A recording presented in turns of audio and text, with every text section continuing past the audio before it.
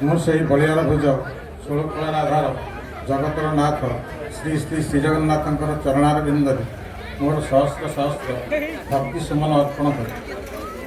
ଅଭିମନ୍ୟୁଙ୍କ ପାଦପଦ୍ମରେ ଶ୍ରଦ୍ଧା ସୁମନ ଦେଇ ଏ ବାଲିଆ ବାସିନ୍ଦାଙ୍କୁ ବାର ବାର ପ୍ରଣାମ କରି ମୋର ସଂକ୍ଷିପ୍ତ ଭାଷଣ ଆରମ୍ଭ କରେ।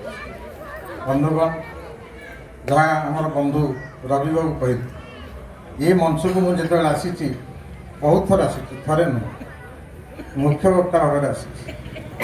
ସେତେବେଳେ ଥିଲି ମୁଁ ଯାହାକୁ କୁହନ୍ତି ଯୁବକ, ବର୍ତ୍ତମାନ ପୁରା ପ୍ରୌଢ଼, ପୁଣି ଗୋଟେ ମୋର ବ୍ରେନ୍ ଷ୍ଟ୍ରୋକ୍ ହେଇଯାଇଛି। ତେଣୁ ଆପଣମାନେ ମୋତେ ଆଶା କରିଥିବେ ମୋଠୁ କିଛି ବହୁତ କିଛି ଶୁଣିବା ପାଇଁ, କିନ୍ତୁ ବୋଧେ ତାହା ବ୍ୟର୍ଥ ହେବ। ତେବେ ଯାହା ହଉ, ଆପଣମାନେ ସମସ୍ତେ ଆଜି ଭାବରେ ତଲ୍ଲୀନ। ମୁଁ ଆଜି ନିଜକୁ ଗୋଟେ ବୈଶ୍ୟ ଭାବରେ ନିଜକୁ ଉପସ୍ଥାପନ କରୁଛି। ଭାବେ ବୈଶ୍ୟ ପରାଏ ମୁଁ ମେଲିଛି ପସରା, ଭାବ ସବୁ ଦ୍ରବ୍ୟକୁ ଗ୍ରାହକ ଲୋଡ଼ା ପରାଜେ। ତେଣୁ ମୁଁ ତା ଭିତରକୁ ଯାଉନି, ଯେହେତୁ ଭାବରେ ଆପଣମାନେ ତଲ୍ଲୀନ, ମୁଁ ସେଇ ଭାବରେ ଟିକେ ଆପଣମାନଙ୍କୁ ସମ୍ଭାଷଣ କରିବା ପାଇଁ ଚାହୁଁଛି। ଆପଣମାନେ ସମସ୍ତେ ଜାଣିଛନ୍ତି ଯେ ଟିକିଏ ପୂର୍ବରୁ ବିଷ୍ଣୁ ଗୋଟେ ସୁନ୍ଦର ଭାଷଣ ଦେଇଛନ୍ତି, କୃଷ୍ଣ ତତ୍ତ୍ୱ ଉପରେ ସେ କହିଛନ୍ତି।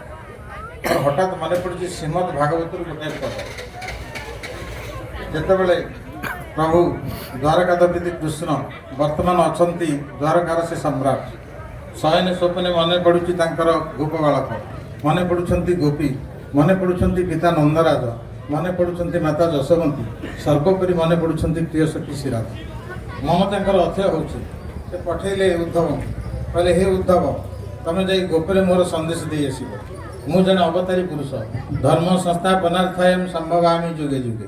ତେଣୁ ମୁଁ ଗୋଟାଏ ଜାଗାରେ ସ୍ଥିର ନିବିଷ୍ଟ ଭାବରେ ରହିପାରିବି ନାହିଁ। ସାଧୁ ସନ୍ଥମାନଙ୍କୁ ଉପଯୁକ୍ତ ମର୍ଯ୍ୟାଦା ପ୍ରଦାନ କରିବି, ଯେଉଁମାନେ ଦୁଷ୍ଟମାନେ, ଯେଉଁମାନେ ଅସୁରମାନେ, ତାଙ୍କୁ ମଧ୍ୟ ମୁଁ ନିବାରଣ କରିବି। ଏ ହେଉଛି ମୋ ଜନ୍ମର ଆଭିମୁଖ୍ୟ।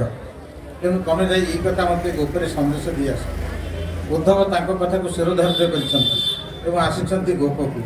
ସେତେବେଳେ ଯେତେବେଳେ ଆସି ଗୋପରେ ପହଞ୍ଚି ଯାଇଛନ୍ତି, ତାଙ୍କ ଚାରିପଟେ ବେରି ଯାଇଛନ୍ତି ଗୋପ ବାଳକ, ଗୋପୀ ସମସ୍ତେ, ଏବଂ ସେ ଉଦ୍ଧବ ପୁରା ଆଚମ୍ବିତ ହୋଇଯାଇଛନ୍ତି। ଗୋପ ବାଳକ ଗୋପୀମାନେ ତାକୁ ଭର୍ତ୍ସନା କରୁଛନ୍ତି। ସେତିକିବେଳେ ଶ୍ରୀମଦ୍ ଭାଗବତରେ ଗୋଟେ ପଦ ଲେଖୁଛନ୍ତି ମହର୍ଷି କୃଷ୍ଣଦେବ ବ୍ୟାସ, ଏ ବନ୍ଦେ ବ୍ରଜସ୍ତ୍ରୀଣଂ ପାଦରେଣୁ ଅଭୀକ୍ଷଣ ସହ ଯାସାଂ ହର ପଥଦଗୀତଂ ପୁନାତି ଭୁବନତ୍ରୟ। ମୁଁ ଆଜି ଏ ଗୋପର ଗୋପୀମାନଙ୍କର ପାଦକୁ ବନ୍ଦନା କରୁଛି। ଏଇଥିପାଇଁ ଯେଉଁ ଗୋପୀମାନେ କୃଷ୍ଣ କଥା ଦ୍ୱାରା କୃଷ୍ଣ ପ୍ରେମରେ ଅଭିଭୂତ ହୋଇ ଏ ସମଗ୍ର ତ୍ରିଭୁବନକୁ ପବିତ୍ର କରିଅଛନ୍ତି। ବନ୍ଧୁଗଣ, ଏ ପଦକୁ ମୁଁ ଟିକେ ଓଲଟେଇକରି କହିବି। ଏ ବନ୍ଦେ ବାଲିଆ ବାସିନ୍ଦାମ, ବନ୍ଦେ ଯାଜପୁର ବାସିନ୍ଦାମ ପାଦରେଣୁ ଅଭୀକ୍ଷଣ ସହ ଯାସାଂ ଅଭିବନ ପଥଦଗୀତଂ ପୁନାତି ଉତ୍କଳ ଭୁବନମ୍। ମୁଁ ଆଜି ଆପଣମାନଙ୍କ ପାଦକୁ ବନ୍ଦନା କରୁଛି। ଏଇଥିପାଇଁ ଭଗବାନ ବଡ଼ ନୁହନ୍ତି, ବଡ଼ ହେଉଛି ଭକ୍ତ। ତେଣୁ ଆପଣମାନେ ଯେଉଁଭଳି ଅଭିମନ୍ୟୁ କଥା ଦ୍ୱାରା, ଅଭିମନ୍ୟୁ ସଙ୍ଗୀତ ଦ୍ୱାରା, ଅଭିମନ୍ୟୁଙ୍କ ଜୀବନ ଦର୍ଶନ ଦ୍ୱାରା ଏ ସମଗ୍ର ତ୍ରିଭୁବନକୁ ଆଜି ପବିତ୍ର କରିଅଛନ୍ତି, ଆପଣମାନେ ପ୍ରଥମେ ମୋର ବନ୍ଦନୀୟ। ବନ୍ଧୁଗଣ, ମୁଁ ଗୋଟେ ବାଲ୍ମୀକି ରାମାୟଣରୁ ଗୋଟେ ଶ୍ଲୋକ ଏଠି ଉଦ୍ଧାର କରି ଅଭିମନ୍ୟୁଙ୍କ ପାଇଁ। ମୁଁ ଇଂରାଜୀ ସାହିତ୍ୟର ଛାତ୍ର, 64 B.A. ସିଲେଟ ସମସ୍ତଙ୍କୁ ମୁଁ ଚର୍ବିତ ଚରଣ କରିଛି, କିନ୍ତୁ ପ୍ରେମରେ ପଡ଼ିଯାଇଛି କବି ସମ୍ରାଟ ଉପେନ୍ଦ୍ର ଭଞ୍ଜଙ୍କର, ପ୍ରେମରେ ପଡ଼ିଯାଇଛି ବିଦଗ୍ଧ କବି ଅଭିମନ୍ୟୁ ସାମନ୍ତ ସିଂହାରଙ୍କର, ପ୍ରେମରେ ପଡ଼ିଯାଇଛି ଆପଣମାନଙ୍କର ସ୍ୱଭାବ କବି ଗଙ୍ଗାଧର ମେହରଙ୍କର, ପ୍ରେମରେ ପଡ଼ିଯାଇଛି କବିବର ରାଧାନାଥ ରାୟଙ୍କର, ଇତ୍ୟାଦି ଇତ୍ୟାଦି। ନନ୍ଦନ ନିଧନ, ନନ୍ଦନ ନିଧନ ପଦନ କ୍ରନ୍ଦନ ବର୍ଦ୍ଧନରେ ଦଶ ବଦନ, ରଦନ ରଗଡ଼ି, ରଦନ ରଗଡ଼ି ସଦନୁ ବାହାରି ଚନ୍ଦନରେ ଚଢ଼ି ବହନ, ବଜାରେ କମ୍ପି ଯାଉଅଛି ବଜାର, ସଜା ହେବ ବୋଲି ମଜାରେ ବିଚାରି, ସଜା ହେବ ବୋଲି ମଜାରେ ବିଚାରି, ହରିଗଲେ ନେତ୍ର ହଜାର। ନେତ୍ର ହଜାର କି ଇନ୍ଦ୍ର, आकाश मार्ग इंद्र अच्छा 33 कोटी देवता समूह रावण ये जो विकटाल मूर्ति लक्ष्मणर शक्तिभेद होती लक्ष्मण विनाश कर इंद्रजित तापर रावण विकटाल मूर्ति आसी युद्ध कर लक्ष्मणर शक्तिभेद हो जाए गोटे श्लोक मुझे उद्धार कर वाल्मीकि रामायण देशे देशे कलत्राणी देशे देशे च बांधवा तु देशम न पश्यामि जत्र भ्राता सहोदर देशे देशे कलत्राणी देशे देशे च बांधवा आपण माने देश देश बुलिले कलत्राणी अर्थात स्त्री स्त्री पाइबे देशे देशे च बांधवा जुआड़े जीवे सेठी बंधु मध्य पाइबे मु ये माटी की बार बार आसवा द्वारा शरत मोर सान भाई गोटे बंधु हो जाइए मनोत राय से जन मोर सान भाई से भी बंधु हो जाइए एम सब मोर बंधु हो जाइए देशे देशे कलत्राणी देशे देशे च बांधवा तम तु देश न पश्यामि जत्र भ्राता सहोदर ये पद ये श्लोकटा मुझे उल्टे कह देशे देशे कलत्राणी देशे देशे च बांधवा तम तु देश न पश्यामि जत्र अभिमनु विदग्ध कवि एभली कौन देश देखुना मु चारिआडे जाइए अमेरिका लंडन सब किंतु अभिमनु को विदग्ध चिंतामणि गोटे समकक्ष काव्य एपर्यंत मु पाईना स्थल विशेष भंज कथा कहूली से स्थल विशेष भंज को टपी जहाँ कहती उपमा भंज अनुपम कल्लोले पदछंद रम्य राघवे रसचंद्र दय राघवे आपण मानकर राघवे रसचंद्र जदुमणिकर राघव विलास राघवे रसचंद्र दय अंबिके साहित्य निर्णय अंबिका विलास ब्रजनाथ बड़जेना ये सर्व तत्वजन्य छाणी हेला भी दग्ध चिंतामणि ये सब काव्यर सार तत्व आणिकी विदग्ध चिंतामणि सृष्टि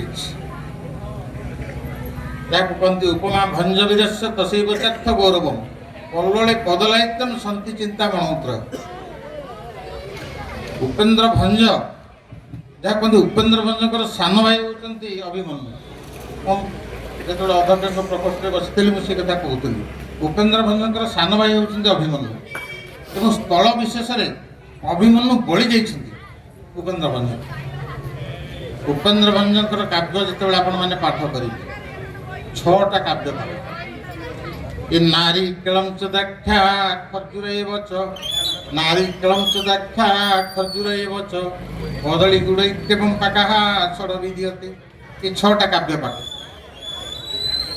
अभिमन्यु कौन लिखिले थोके स्थल हेब द्राक्षा गुड़ कृत पाक थोके स्थल हेब द्राक्षा गुड़ कृत पाक थोके पाक नारी केल खर्जूर रोचक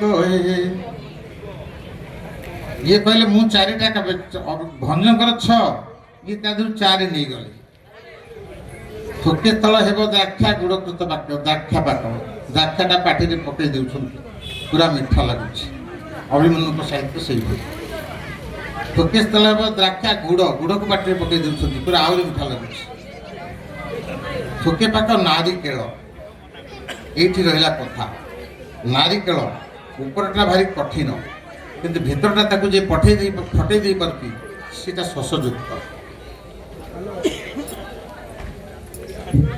गोटे मुझे गोटे कथा कहवाई चाहूँ उपेन्द्र भंजकर देखु नारिकेल पाक वनपति पति तापति तापति तापति जाई आहारे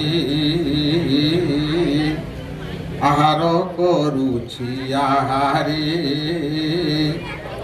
आ ब्रह्मा विष्णु शिव वाहन जाहार गुहारी करी ताहारे वन पतिपति तापति तापति अभिमन्यु कौन लिखिले सान भाई ना जल सूत सूत तासूत तासूत सुतता हेला बोईरी ताकू भांगी भांगी आसला बेलू सुतता मैंने विषय नंदन हूँ रावण रावण रावण हेले तार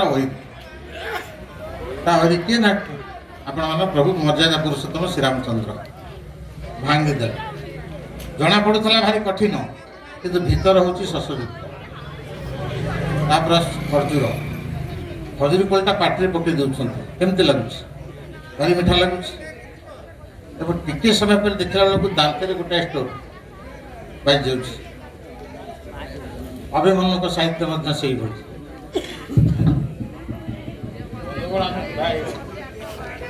ମୁଁ ଆସିଥିଲି ସେତେବେଳେ ଘଣ୍ଟା ଘଣ୍ଟା ଏଇ ମଞ୍ଚରେ ଭାଷଣ ଦେଇଥିଲେ।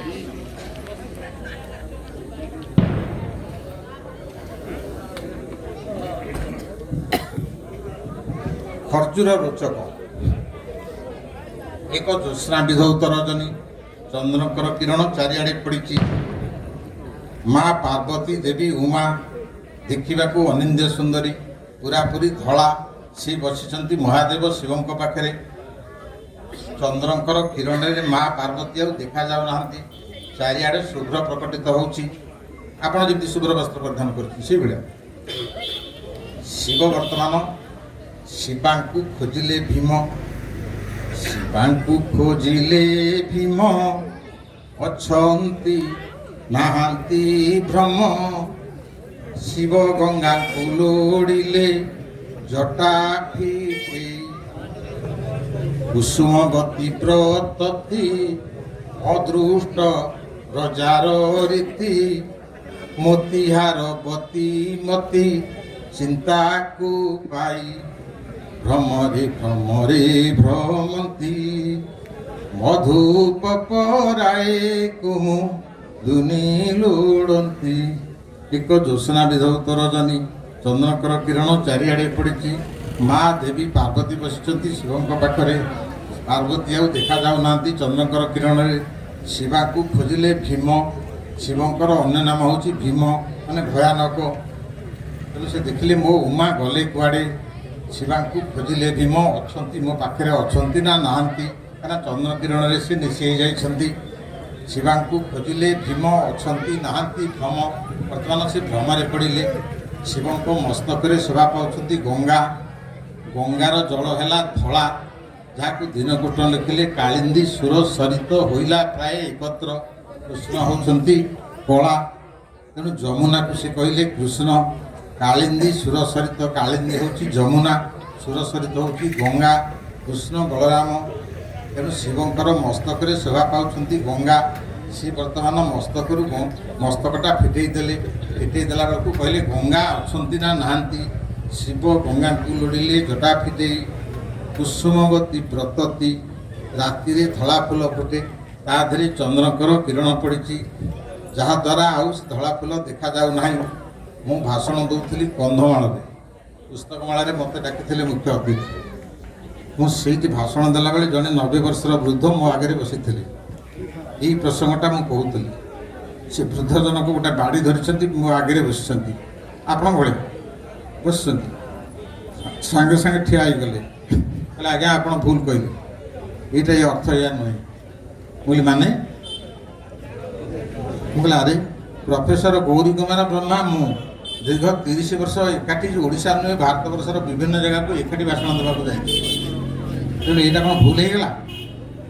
ମୁଁ ସେଠି ଜାଣିଗଲି ବୁଢ଼ା ଜଣେ ରସିକ ପ୍ରକର, ବୃଦ୍ଧ ବ୍ୟକ୍ତି ଜଣକ ଜଣେ ରସିକ ପ୍ରକର।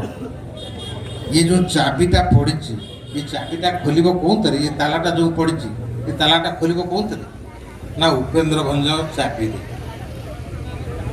ଦ୍ୱିତୀୟା ଜାମିନୀରେ, ଦ୍ୱିତୀୟା ଜାମିନୀରେ ମୋ ପ୍ରାଣ ସହି, ଦିନେ ପଲଙ୍କେ ଥିଲ ମୋ କୋଳେ ଶୋଇ ଯେ, କୁସୁମବତୀ ହୋଇ ଅବନି ଶୋଭା।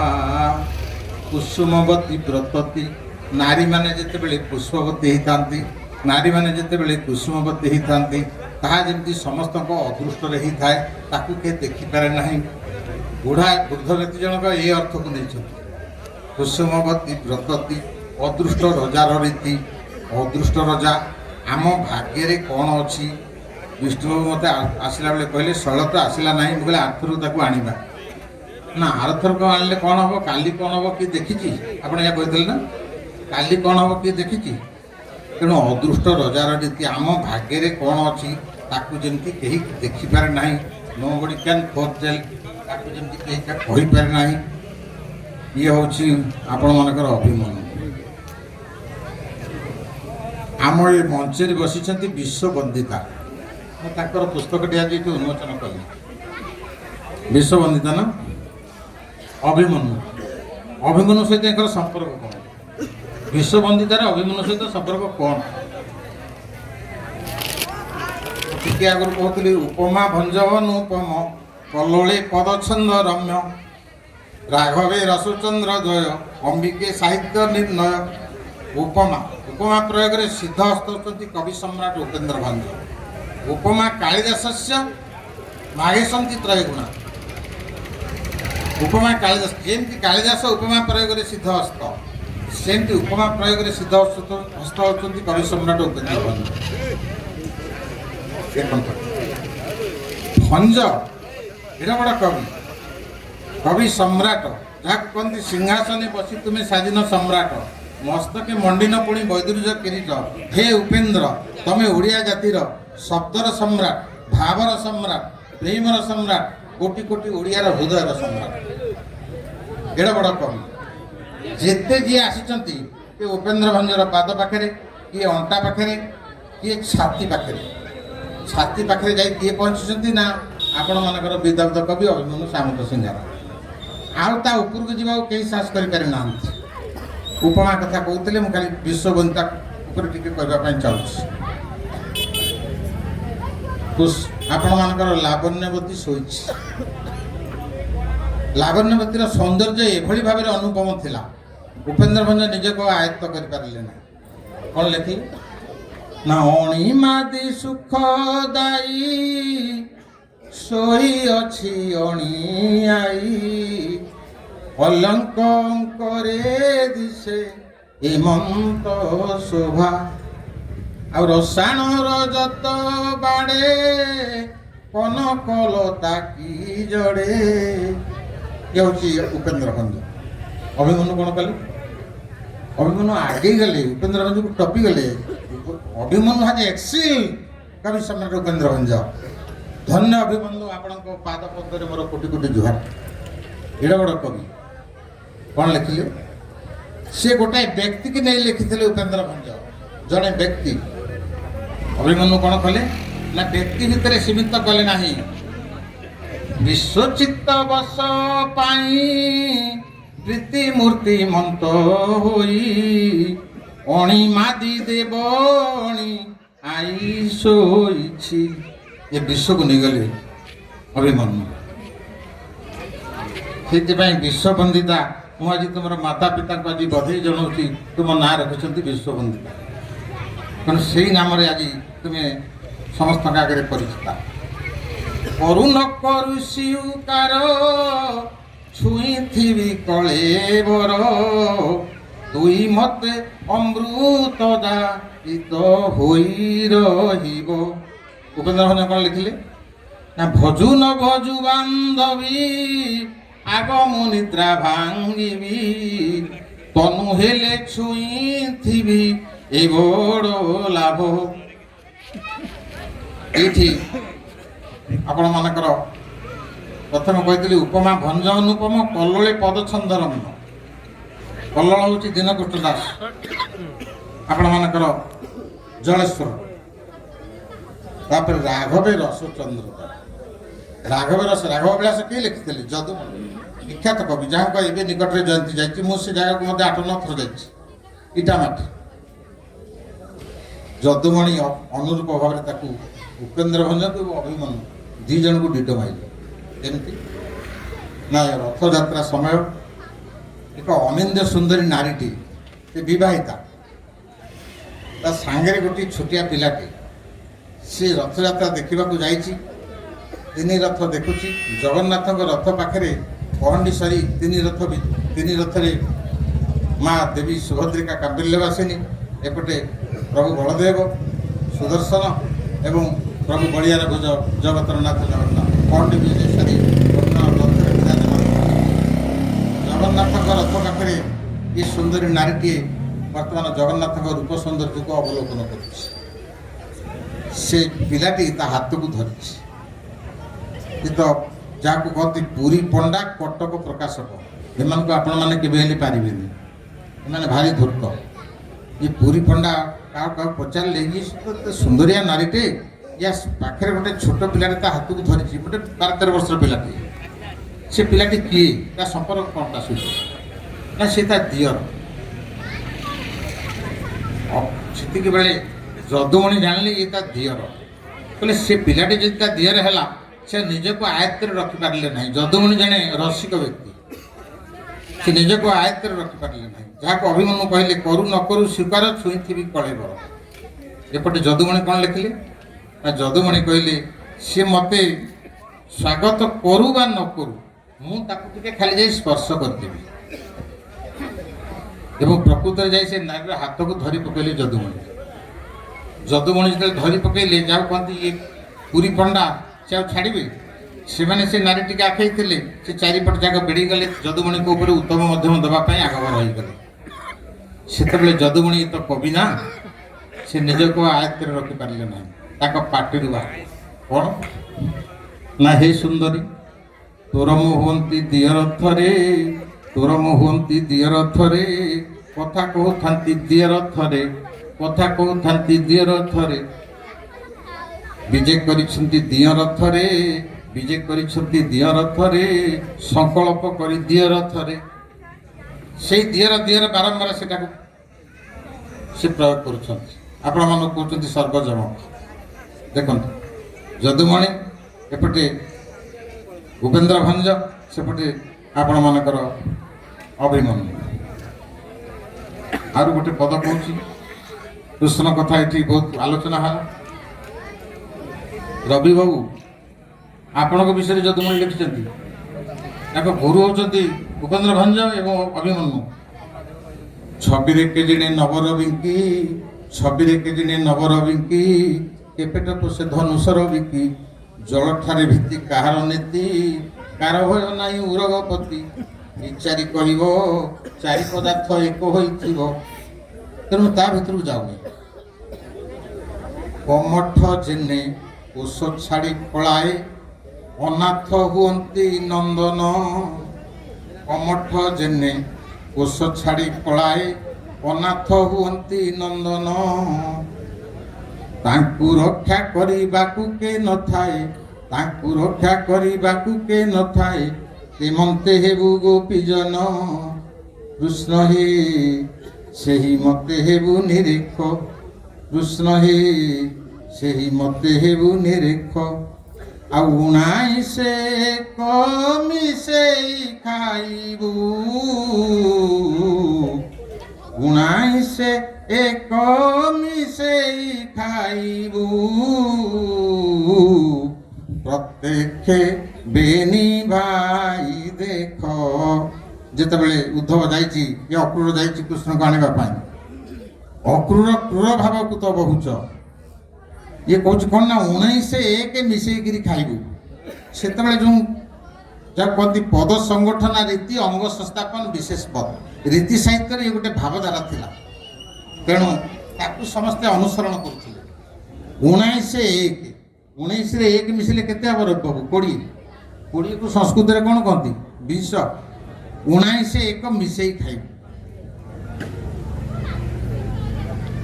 आपण मानकर आउ जने विख्यात कवि जो अभिमन्यु आपण मानकर जदुमणि जन्म होते से अंचल आउ जने विख्यात कवि से होती बांका दास से विख्यात चौपदीकार मुझे अंचल की बारंबार जानकी जो जन्म आप पूर्वतन मुख्यमंत्री जानकी गाँ जानकी वल्लभ पट्टनायक तेना कहबार उद्देश्य हूँ एक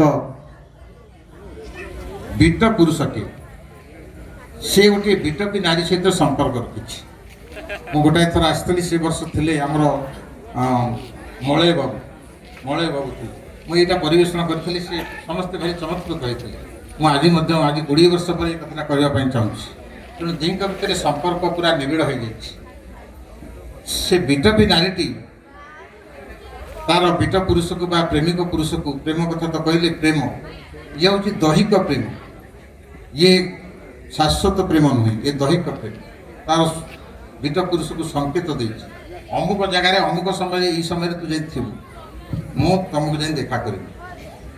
ଏବଂ ଯାଇ ପହଞ୍ଚିଛି। ପହଞ୍ଚିଲା ବେଳେ ତାର ପ୍ରେମିକ ପୁରୁଷଟି କିନ୍ତୁ ସେଦିନ ଆଉ କୌଣସି ପ୍ରକାର ଯାଇପାରିନି। ତା ଜାଗାରେ ଆଉ ଜଣେ ତାର ନିଜ ସ୍ୱାମୀ ସେଠି ବସିଛି। ତା ସ୍ୱାମୀ ଏମାନଙ୍କ କଥା ଶୁଣି ଦେଇଛି ଏବଂ ତା ସ୍ୱାମୀଟା ଯାଇ ବସିଛି। ସେତିକି ବେଳେ ଇଏ ନାରୀ ଯାଇ ପହଞ୍ଚିଗଲା। ପହଞ୍ଚି ହଠାତ୍ ଦେଖିଦେଲା ଯେ ତା ସ୍ୱାମୀ ବସିଛି ସେ ଗଛ ଉପରେ। ସେତେବେଳେ ତାର ଅବସ୍ଥା କ'ଣ ହେଇଥିବ ଆପଣମାନେ ଅନୁଭବ କରନ୍ତୁ। କଳାଙ୍କ ମୁଖୀ ବାଳାକେ କଳାଙ୍କ ମୁଖୀ ବାଳାକେ ଯାରେ କରିସ ନମତି କଳାଙ୍କ ମୁଖୀ ବାଳାକେ ସଂକେତ ସ୍ଥଳକୁ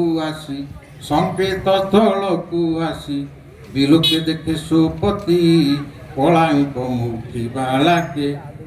ଆଉ ଦୁଇ ଏକ ଗଜେ ଦୁଇ ମାନେ ପଣିକିଆ ଢଙ୍ଗରେ ସାହିତ୍ୟ ସୃଷ୍ଟି ହେଇଛି ପ୍ରେମ।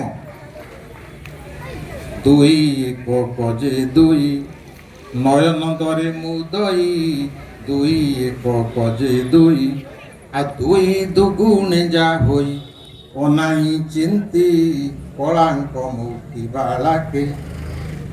ଦୁଇ ତିରି ମନେ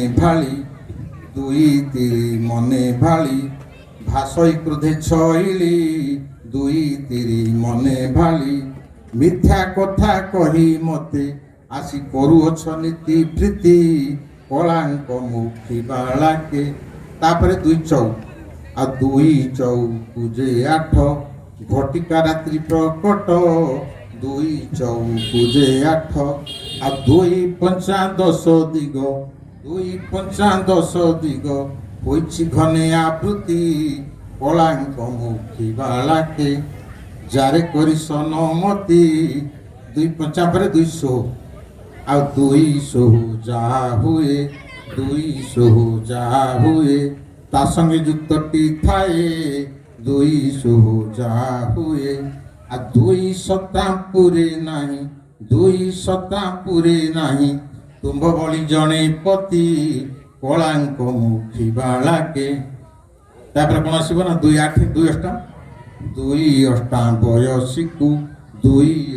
ବୟସୀକୁ ନିରକ୍ରିୟାଣ ପାଶକୁ ଦୁଇ ଅଷ୍ଟା ବୟସୀକୁ ଆଉ ଦୁଇ ନୂଆ ଥର ୟାକୁ ଦକ୍ଷିଣ ଲୋକେ ଭାସନ୍ତି କଳାଙ୍କ ମୁଖୀ ବାଳାକେ। ତାପରେ କ'ଣ ଆସିଲା ନା ଦୁଇ ଦଶା। ଟିକେ ଆଗରୁ କହୁଥିଲେ 19 ମିଶେଇ ଖାଇବୁ। ଦୁଇ ଦଶା ଶୂନ କାଟି ଭକ୍ଷିବି ସେହି ଦ୍ରବ୍ୟଟି ଦୁଇ ଦଶା ଶୂନ କାଟି ଏଥର ପ୍ରିୟାକୁ ଘେନି କରୁଥାଅ ନୀତି ପ୍ରୀତି କଳାଙ୍କ ମୁଖୀ ବାଳାକେ। ଆଜ୍ଞା ଦୁଇ ଦଶା ହେଲା 20କୁ ସଂସ୍କୃତରେ କହନ୍ତି ବିଂଶରୁ ଅନୁସାରଟାକୁ କାଟିଦିଅ ମାନେ ଶୂନ କାଟି ଦୁଇ ଦଶା ଶୂନ କାଟି ବିଂଶରୁ ଅନୁସାର କାଟିଦେଲା ବିଷ। ମୁଁ ବର୍ତ୍ତମାନ ବିଷ ଭକ୍ଷଣ କରି ମରିବି, ତମେ ତମ ପ୍ରେମିକାକୁ ଧରି ଘର ସଂସାର କର।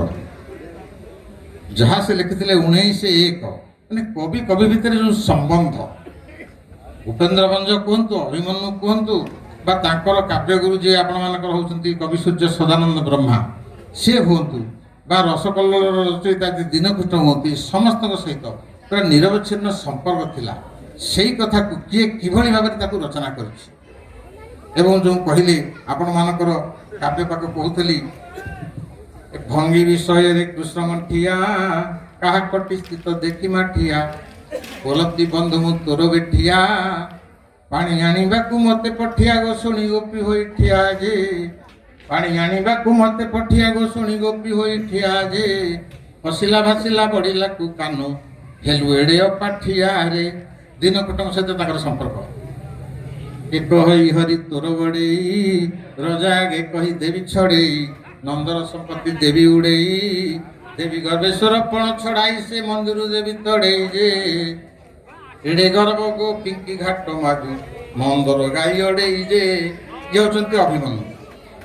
ଲେଖିଲେ କ'ଣ ଆପଣମାନଙ୍କର ରସକଲ୍ଲୋଳର ରଚୟିତା ଦୀନକୃଷ୍ଣ।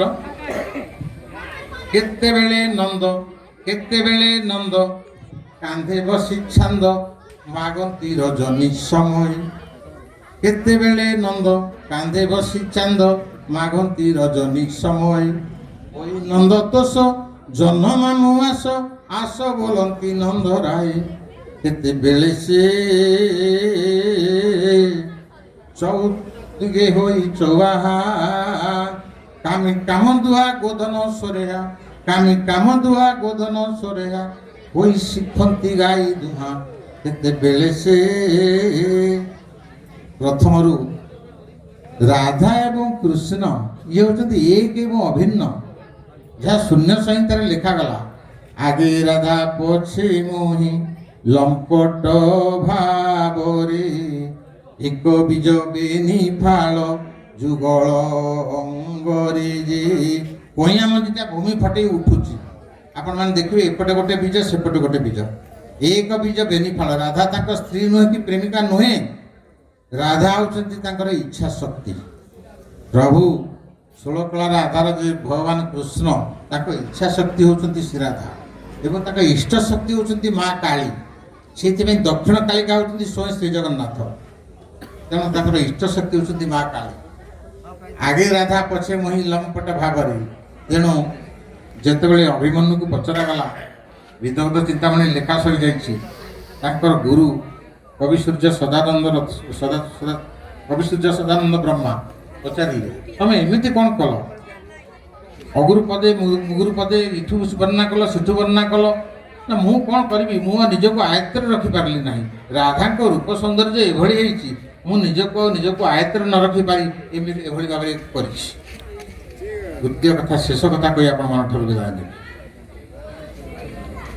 ଯଦି ରାଧା ଆପଣମାନେ କହୁଛନ୍ତି ତାଙ୍କ ପ୍ରେମିକା ତାଙ୍କ ସ୍ତ୍ରୀ ତାଙ୍କ ତ ସ୍ତ୍ରୀ ନୁହନ୍ତି ସେ ପ୍ରେମିକା ନୁହନ୍ତି ତାଙ୍କର ଇଚ୍ଛା ଶକ୍ତି ଏକ ଯାହାକୁ କୁହନ୍ତି ମଧ୍ୟାହ୍ନ ପ୍ରହର କୃଷ୍ଣ ଖିଆପିଆ ସରିଛି ତାଙ୍କ ଶୟନ କକ୍ଷରେ ଗଡ଼ପଡ଼ ହେଉଛନ୍ତି ସେତିକି ବେଳେ ଇଏ ଯେଉଁ ଅଷ୍ଟପାଟବଂଶୀ ତାଙ୍କର ଶ୍ରେଷ୍ଠ ହେଉଛନ୍ତି ରୁକ୍ମିଣୀ ଅଷ୍ଟପାଟବଂଶୀଙ୍କ ମନରେ ଭାଳେଣି ପଡ଼ିଛି କୃଷ୍ଣ ଭଲ ଭାବରେ ଖାଉନାହାନ୍ତି ଠିକ୍ ଭାବରେ ନିଦ୍ରା ଯାଉନାହାନ୍ତି ବୋଧେ ସେ ଗୋପରେ ଯେଉଁ ଗୋପାଳୁଣୀ ରାଧା ଥିଲା ତା କଥା ଭାବୁଛନ୍ତି ତାଙ୍କ ଭିତରେ ବର୍ତ୍ତମାନ ଭାଳେଣି ପଡ଼ିଛି ଚନ୍ଦ୍ରସେନା ନାମେ ମୂର୍ଖ ଅଛି ଏକ ଗୌଡ଼େକ ସେ ପରା ସେ କନ୍ୟାକୁ ବିବାହ ହୋଇଛି ଦେଖିବାର ଜଳି ଯାଉ ଆମ୍ଭ କର୍ମେ ଥିଲା ଏହୁ ଚନ୍ଦ୍ରସେନା ନାମରେ ଗୋଟାଏ ମୂର୍ଖ ଗୌଡ଼ ଟୋକା ସିଏ ବାହା ହେଇଛି ଦୁଶ୍ଚରିତା ରାଧାକୁ ତା ପ୍ରେମରେ ଆମର ଦ୍ୱାରକାଧିପତି କୃଷ୍ଣ କ'ଣ କେବେ ହେଲେ ପଡ଼ିଥିବେ କି ଅଷ୍ଟପାଟବଂଶୀଙ୍କ ମନରେ ଧାରଣା ଆସୁଛି ରୁକ୍ମିଣୀ ଯାଇକି ତାଙ୍କ ପଦ ସଞ୍ଚାଳନ କଲେ ମଧ୍ୟାହ୍ନ ପ୍ରହର କୃଷ୍ଣ ଶୟନ କରିଛନ୍ତି ସେ ତ ଅନ୍ତର୍ଯାମୀ ନା ଅନ୍ତର୍ଯାମୀ ଅନ୍ତର୍ଗତ ବାର୍ତ୍ତା ଜାଣୁ କହିଲେ ପ୍ରଭୁ ମୋ ମନରେ ଗୋଟିଏ ବାସନା ଅଛି କହିବି ବୋଲି ଆପଣଙ୍କୁ କହିପାରୁନି ଭରସା କରି ନା କ'ଣ କୁହ ନା ଆପଣଙ୍କୁ କେଉଁ କଥା ଅଜଣା ଅଛି ନା ତଥାପି କୁହ ନା ଆମେ ଶୁଣିଥିଲୁ ଗୋପରେ ଥିଲାବେଳେ ତମେ ଗୋଟେ ରାଧା ବୋଲି ନାରୀ ଥିଲା ତା ପ୍ରେମରେ ପଡ଼ିଥିଲ ନା ହଁ ସତ ନା ଚାରି ଭକ୍ତି ମଧ୍ୟେ ଅଟେ ପ୍ରେମ ଭକ୍ତି ସାର ସେ ଭକ୍ତି ଅଟଇ କୋଠ ଗୋପୀମାନଙ୍କର ଆଉ ଗୋପୀଙ୍କି ଭଜିଲା ଭକ୍ତ ପ୍ରେମ ଭକ୍ତି ପାଇ ଆନ ଭକ୍ତିରେ ମତେ ପ୍ରାପ୍ତ ବା କାହିଁକି ରାଧା କୃଷ୍ଣ ଏକ ଅଭିନ୍ନ ନା ଯଦି ତମେ ରାଧା ପ୍ରତି ଏତେ ଆସକ୍ତ ତାହେଲେ ତମେ ତ ଆଠ ଜଣଙ୍କୁ ବାହା ହେଇଛ ଅଷ୍ଟପାଟବଂଶୀ ରାଧାକୁ ବିବାହ କରିଥିଲେ ନ ହେଇଯାଇଥାନ୍ତା ଅସୁବିଧା କ'ଣ ଅଛି କୃଷ୍ଣ କହିଲେ ଠିକ୍ ଅଛି ମୁଁ ଆପଣଙ୍କୁ ବର୍ତ୍ତମାନ ତାର ମହତ୍ତ୍ୱଟା ବୁଝେଇ ଦେଉଛି ତମେ ଟିକେ ଅପେକ୍ଷା କର ରାତ୍ରି ପର୍ଯ୍ୟନ୍ତ ରାତ୍ରି ହେଇଛି ସେ ସ୍ମରଣ କରିଛନ୍ତି ଗୌଡ଼ ଲୋକ ମୁଁ ଯେଉଁ ରବି ବାବୁଙ୍କୁ କହୁଥିଲି ଛବିରେ କେଦିନ ନବ ରବିଙ୍କୁ ଆପଣମାନଙ୍କର ଗରୁଡ଼କୁ ସ୍ମରଣ କରିଛନ୍ତି ଗରୁଡ଼ ଆସିଛି କୃଷ୍ଣ ବର୍ତ୍ତମାନ ରୁକ୍ମିଣୀକି ପାଖରେ ବସେଇ ପଛରେ ବସେଇ ନେଇକି ଯାଉଛନ୍ତି ଯାଇକି ପହଞ୍ଚିଲେ କେଉଁଠି ବୃନ୍ଦାବନରେ ଆପଣମାନଙ୍କର ଦ୍ୱାରକା ଠାରୁ ବୃନ୍ଦାବନ ଉତ୍ତରପ୍ରଦେଶର ଆଗ୍ରା ପାଖରେ ସେ ପ୍ରାୟ ଉଡ଼ାଜାହାଜରେ ଗଲେ 2 ଘଣ୍ଟାରୁ ଉର୍ଦ୍ଧ୍ୱ ସମୟ ଲାଗିବ ଗରୁଡ଼ ତ କ୍ଷିପ୍ର ଗତିରେ ଉଡ଼ିପାରେ ସେ ଯାଇ ସେଠି ପହଞ୍ଚିଛି ଏତିକି ବେଳେ କୃଷ୍ଣ କହିଲେ ତୁମେ ଅପେକ୍ଷା କର ଯାଇକି ବୃନ୍ଦାବନରେ ବଂଶୀ ବାଦନ କଲେ ଯେତେବେଳେ ବଂଶୀ ବାଦନ କରିଛନ୍ତି ରାଧା ଶୋଇଥିଲେ ଗୋପରେ ତାଙ୍କ କର୍ଣ୍ଣ କୋରରେ ନିର୍ଣ୍ଣାୟିତ ହେଲା କୃଷ୍ଣଙ୍କର ଏଇ ବଂଶୀ ସ୍ୱର ଏ ସମୟରେ ଆସି ସଂସିଦ୍ଧ ହୋଇଲା ଯାହା କହିଥିଲେ ଅମ୍ବିକା। ଏ ଉତ୍ତାରୁ ତହିଁ ବଂଶୀ ଡାକ ଦେଲା ରାଧିକା ରାଧିକା ରାଧିକା ସୁନ୍ଦରୀ ଶୁଣି କରି କୋଡ଼ି ହୋଇଲା। କେଶବାସ ସମ୍ଭାଳ ହୋଇ ଗାଳି କଦମ୍ବ ମୂଳକୁ ଧାଇଁଲା। ସେତେବେଳେ ରାଧା ମନେ ପକେଇଲେ ଇଏ ତ ସାଧାରଣ ଗୋପବାଳକର ଏ ବୈଶିଷ୍ଟ୍ୟ ନୁହେଁ, ଇଏ ସେଇ ନଟବର ନାଟୁଆ କୃଷ୍ଣ। ଇଏ ଗୋପରେ ଥିଲାବେଳେ କେତେ ସୁନ୍ଦର କରିଛନ୍ତି, ଇଏ ବୋଧେ ନିଜେ ଆସିଛନ୍ତି। ରାଧା ଯେଉଁଭଳି ଅବସ୍ଥାରେ ଶୋଇଥିଲେ ତାଙ୍କର କେଶବାସ ଅସମ୍ଭାଳ ହୋଇ ଗାଳି। ତାଙ୍କର କେଶବାସ ଲୁଗା ଏବଂ ମୁଣ୍ଡର ବାଳ କିଛି ଠିକ୍ ନାହିଁ, ପାଗଳିନୀ ପ୍ରାୟ ଆସି ପହଞ୍ଚିଗଲେ ବୃନ୍ଦାବନରେ। ଦେଖିଲେ ଦିବ୍ୟ ମୂରତି ଗୋପୀନାଥ ଚାହିଁ ମଥା ପୋତି ରହିଲେ। ଦେଖିଲେ ସେଇ ନଟବର ନାଟୁଆ କୃଷ୍ଣ। କୃଷ୍ଣ କହୁଛନ୍ତି ଦେଖ ପ୍ରିୟ, ତମ ବିନା ମୁଁ କିଭଳି କଣ୍ଟା ହେଇଗଲାଣି, ସବୁବେଳେ ଶୟନେ ସ୍ୱପନେ ଜାଗରଣେ ମୁଁ ତମରି କଥା ଭାବୁଛି। ଇଏ ହେଉଛି ରାଧାଙ୍କୁ ମାନବୀୟ ଢଙ୍ଗରେ ପରିକଳ୍ପନା କରାଯାଇଛି। ସେତେବେଳେ ରାଧା କ'ଣ କହୁଛନ୍ତି ନା ରାଧିକା ବୋଇଲେ ନାଗର ମାନକ ସାଗର ସାଗର ଏ ବୁଦ୍ଧି। ରାଧିକା ବୋଇଲେ ନାଗର ମାନକ ସାଗର ସାଗର ଏ ବୁଦ୍ଧି। ମାମୁ ମାରି ଦୋଷ ମେଣ୍ଟେଇ ପାରନ୍ତି ମାଇଙ୍କ ଗଳା ଧରି କାନ୍ଦି। ନାଗର ସେଇ ମାୟାଧର ନୁହଁ କି କୋଟି ରାଜଜେମା ଯାହାକୁ ଖଟନ୍ତି, କୋଟି ରାଜଜେମା ଯାହାକୁ ଖଟନ୍ତି ସେ ପୁଣି ଝୁରେ ନିର୍ମାଠିକି। ଏଣୁ ବନ୍ଧୁଗଣ, ମୁଁ ଜାଣିଛି ସମୟ ଅତିକ୍ରାନ୍ତ। ଧନ୍ୟ ଅଭିମନ୍ୟୁ, କୋଟି କୋଟି ଓଡ଼ିଆର ମୌରମଣି ବାଲିଆ। ମୁଁ ସବୁବେଳେ ଯୁଆଡ଼େ ଯାଏ ଆମେରିକାରେ କହିଛି ବାଲିଆ କୁଳ ତିଳକ, ଇଂରାଜୀରେ ତାକୁ ବୁଝେଇଦେଲି। ସେମାନେ ସବୁ ଗୁରାଜ ସାହେବ ଯେଉଁମାନେ ଥିଲେ ସେମାନେ ସବୁ ଆଶ୍ଚର୍ଯ୍ୟାନ୍ୱିତ ହୋଇଯାଇଛନ୍ତି। ବାଲିଆ କୁଳ ତିଳକ, ମୁଁ କେବେ ଅଭିମନ୍ୟୁ ବୋଲି କହେ ନାହିଁ। ଅଭିମନ୍ୟୁ ହେଉଛନ୍ତି ବାଲିଆ କୁଳ ତିଳକ। ଏବଂ ଦ୍ୱିତୀୟ ଅର୍ଥରେ ଇଏ ବାଲିଆଟା ହେଉଛି ମୋ ଭଉଣୀ ଘର। ବାଲିଆ ମୋ ଭଉଣୀ ଘର, ଏଇଥିପାଇଁ ମୋ ନାଁ ହେଉଛି ପାର୍ଥସାରଥୀ କୃଷ୍ଣ ଏବଂ ଅଭିମନ୍ୟୁ ହେଉଛନ୍ତି ମୋର ଭଣଜା। ତେଣୁ ମୁଁ ସବୁବେଳେ ଚାହେଁ ଏ ମାଟିକି ଆସିବା ପାଇଁ। ମୁଁ ଆଗରୁ ବହୁବାର ଆସିଛି। ତେଣୁ ବନ୍ଧୁଗଣ, ଆପଣ ଏଇନା ମୋ କଥାକୁ ଶ୍ରବଣ କଲେ। ମୋତେ ବଧେଇ ଜଣାଉଛି ବିଷ୍ଣୁ ବାବୁଙ୍କୁ, ଏପଟେ ଆମର ରବି ବାବୁଙ୍କୁ। ରବି ବିଷ୍ଣୁ ଇଏ ହେଉଛନ୍ତି ଏକ ଏବଂ ଅଭିନ୍ନ। ତେଣୁ ଆମର ଏପଟେ ନିରୋଧ ବାବୁ, ସେମାନେ ମୋତେ ଆମନ୍ତ୍ରଣ କରିଥିବାରୁ ଏବଂ ଶେଷରେ ମୋର ସାନ ଭାଇ ଶରତ, ଇଏ ମୋତେ ଗୋଟାଏ ଥର ସମ୍ବର୍ଦ୍ଧନା ଦେବା ପାଇଁ ବହୁତ ପରିକଳ୍ପନା କରିଥିଲେ, କିନ୍ତୁ ମୁଁ ଆସିପାରିଲି ନାହିଁ। ଇଏ ବୋଧେ 15-20 ବର୍ଷ ତଳର କଥା। ମୁଁ ଆସିପାରିଲି ନାହିଁ। ତେଣୁ ଆପଣମାନେ ମୋ କଥାକୁ ଶୁଣିଥିବାରୁ ଏ ବାଲିଆ ମାଟିକି ବାର ବାର ପ୍ରଣାମ ଜଣାଇ ଆପଣମାନଙ୍କୁ ଅଭିମନ୍ୟୁଙ୍କ ପାଦପଦ୍ମରେ ମୋର କୁସୁମାଞ୍ଜଳି ଦେଇ ଆପଣମାନଙ୍କଠାରୁ ବିଦାୟ ନେଉଛି। ଜୟ ଅଭିମନ୍ୟୁ, ବନ୍ଦେ ଉତ୍କଳ ଜନନୀ, ବନ୍ଦେ ଉତ୍କଳ ଜନନୀ।